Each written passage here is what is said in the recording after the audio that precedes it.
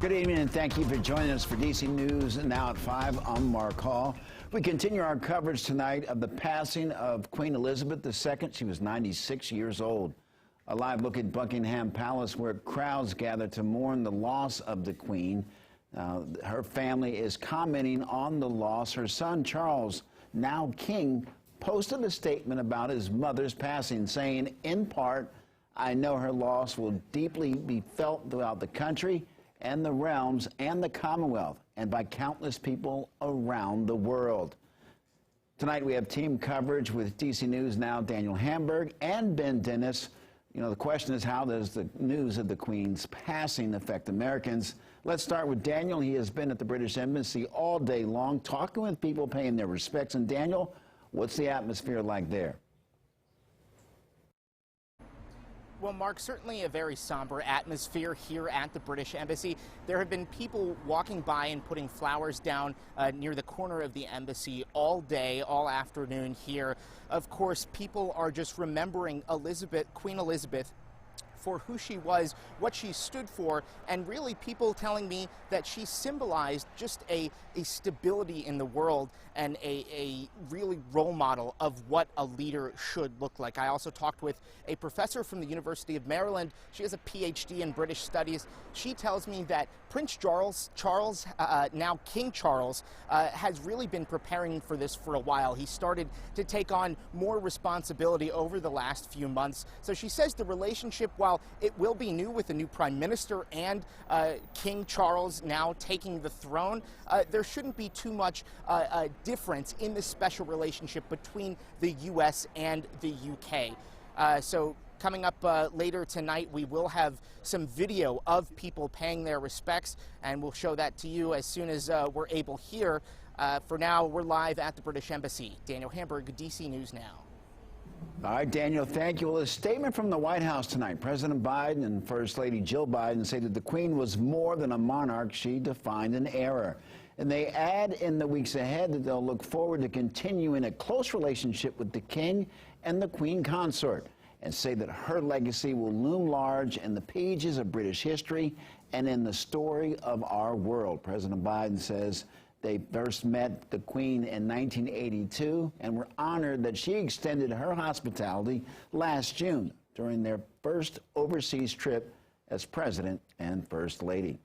Well, the Queen visited the DMV several times throughout her reign, adding her name to our local history. DC News Now's Ben Dennis joins us. And Ben, the White House was really not the only reason of the monarch visited. That's right. Queen Elizabeth stamped her name on the DMV's history over the course of several decades, maintaining an alliance with the U.S. time and time again. In 1951, before she was crowned, then Princess Elizabeth joined President Harry Truman in his limo here at Washington National Airport. It's a photo from the National Archives. In 1956, Queen Elizabeth and husband Prince Philip attended a University of Maryland football game. Reportedly 43,000 people there. And over at 1600 Pennsylvania Avenue, the White House, the Queen danced with President Gerald Ford during her 1976 visit for the U.S. bicentennial. Also sharing many engagements and state dinners with American presidents. 14 presidents have been in the Oval Office since Elizabeth became Queen.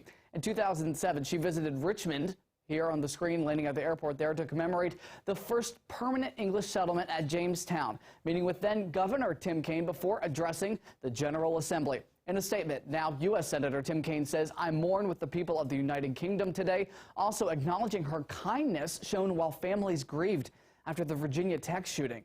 Virginia Governor Glenn Youngkin called the Queen a transcendent leader, saying her consistent tenderness for the Commonwealth and Virginians will never be forgotten. Up north in Maryland, Governor Larry Hogan says the Queen took great care over the last 7 decades to deepen the meaning of the special relationship between the United States and Great Britain. More ahead at 6, moments in time that captured the Queen's charm here in the U.S. and at home, as many here remember her time spent in the DMV. Ben Dennis, DC News Now, back to you. All right, Ben, thank you. We will continue our coverage of the Queen's passing throughout this newscast. Let's get a check now on the forecast. Here's meteorologist Damon Madsen. And Damon, it started to get a little cloudy outside, but did the sun eventually come out? Yes, indeed it did, Mark. We actually had a nice end to the day here with that sunshine making a return. The cloud cover, it certainly made it for a great day, but it did keep it feeling pretty comfortable as we went throughout this Thursday. Now that we are finally on the backside of this latest system, temperatures, they have peaked right around 80 degrees in and around the D.C. metro, but mostly we have those middle to upper 70s. So feeling very, very nice indeed as we enjoy some of this sunshine now that is breaking out, and we're breaking up this cloud cover because that storm system off to our east is finally pulling away, and we're seeing these northeast winds, which has reinforced that cloud cover across the area. Those are lightening up out there, so that is allowing for things to clear out, and we're getting some help from a very important feature too. High pressure, it's finally making its return out there. It's going to continue to settle in over the upper part of the mid-Atlantic into the northeast. All the while, this low pressure center is getting booted out of here off the coastline, going toward Hurricane Earl out in the Atlantic Ocean. And again, that is going to lead to a much nicer forecast for us here as we move forward with time. And there it is, that high pressure again really making its presence felt as it moves off to the north, just north of us here with time. So as we move forward through the rest of this evening here, we're going to have just a partly cloudy sky, a little bit more of that sunshine as we approach the 7 o'clock hour, just before, of course, it sets. Temperatures are going to start to cool off as we go toward 8 o'clock. We are talking about dropping out of the 70s and into the 60s as we are going to turn this into a very cool and clear night tonight before we head into the day on Friday.